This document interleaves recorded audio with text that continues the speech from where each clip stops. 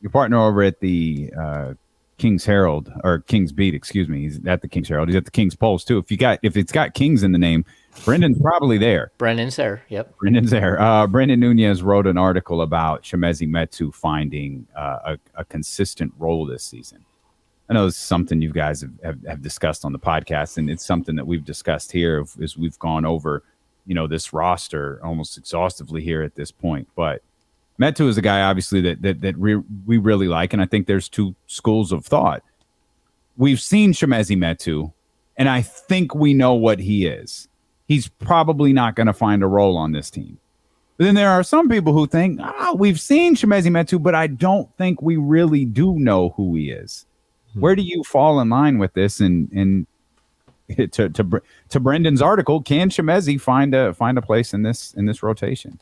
Yeah, I think he's in a gigantic uphill battle. And I'll even say I think he's in a battle like overall, like to make the team. And he has a guaranteed deal, which pays him I think it's 1.8, 1.9 million, something like maybe it's 2 million.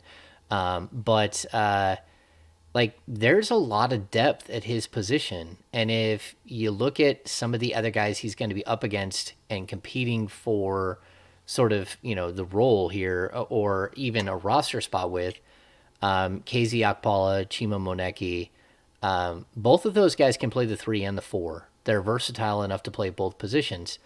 So that's actually going to matter on this team. Especially if you walk into a season knowing that Kevin Huerter is going to play a bunch of 3 and that will free Harrison Barnes to play up some 4.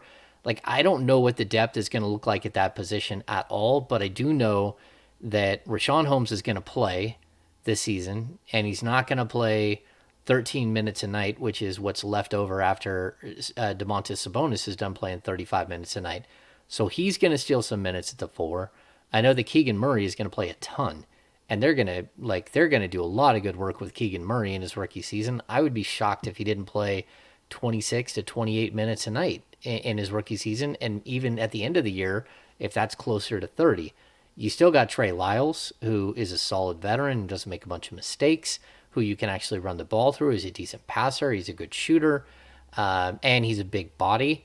So I think some nights it will be a matchup issue, like who you're playing against.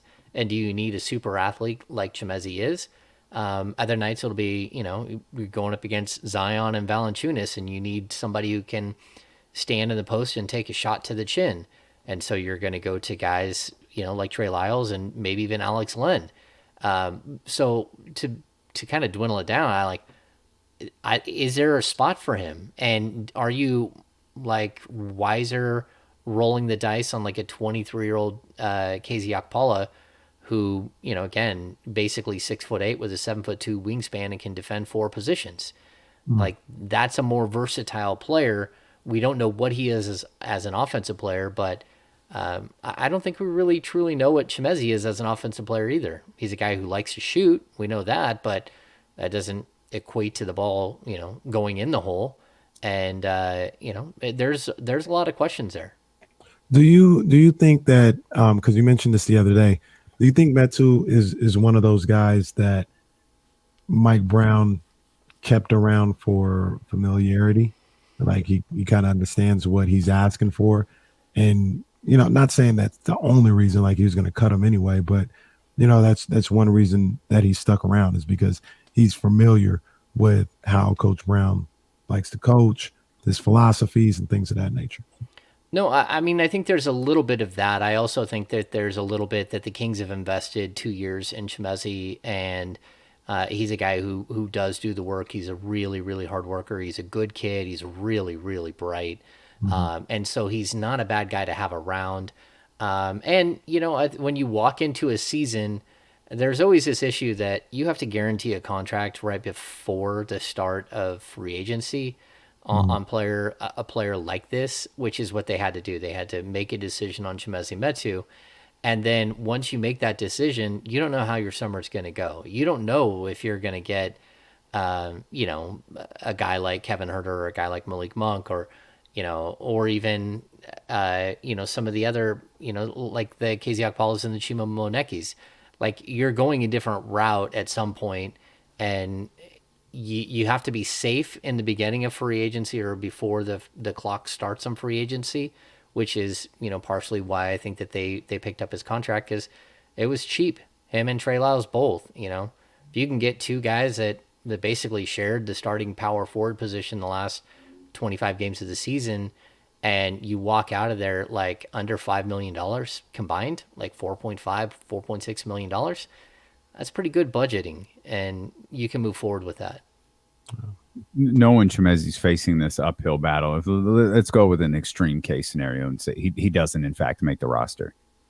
Did the Kings miss the boat with Chimezie, or he kind of just is who he is and he doesn't fit here with this squad right now? Yeah, I mean, if he doesn't make the team, I think it's because you might have better defensive options. You might have guys that fit what you're doing long term better, or you just have to look at it this way too.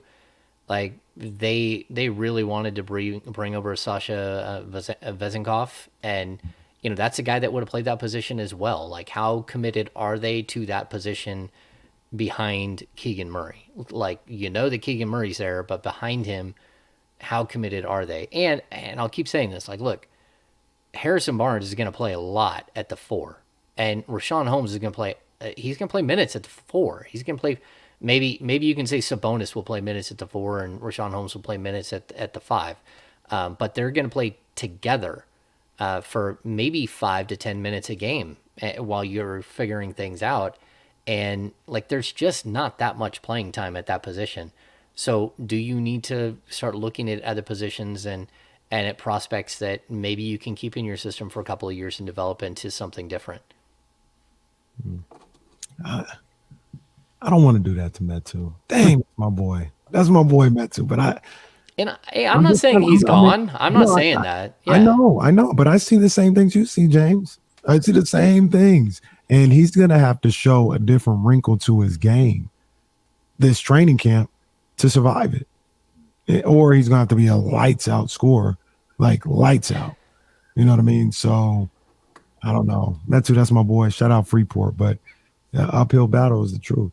Here, and I'll explain just really quickly what you just said. Like, who should he be coming in? Like, if he brings a new wrinkle, it's not that he can take you off the dribble and do a spin move and dunk and look like Amari Stoudemire, because that's not who he is either. That'd be impressive. Like, the new wrinkle is that he shoots 37% from 3, and he's a knockdown shooter to go with his ability to cut and play above the rim. That's a new wrinkle. And if he comes in with the mindset that I'm going to score, that's a good way to find yourself in the unemployment line, because this team has scores. Like, his job is going to be to be a role player and to do the dirty work and to play defense. And that's how he's going to make this team. Hit your open shots, play defense, and then be a sneaky good back cutter. And I think he could actually, be a player on this team. But, who does he think he is, and how does he come in? And that's always a question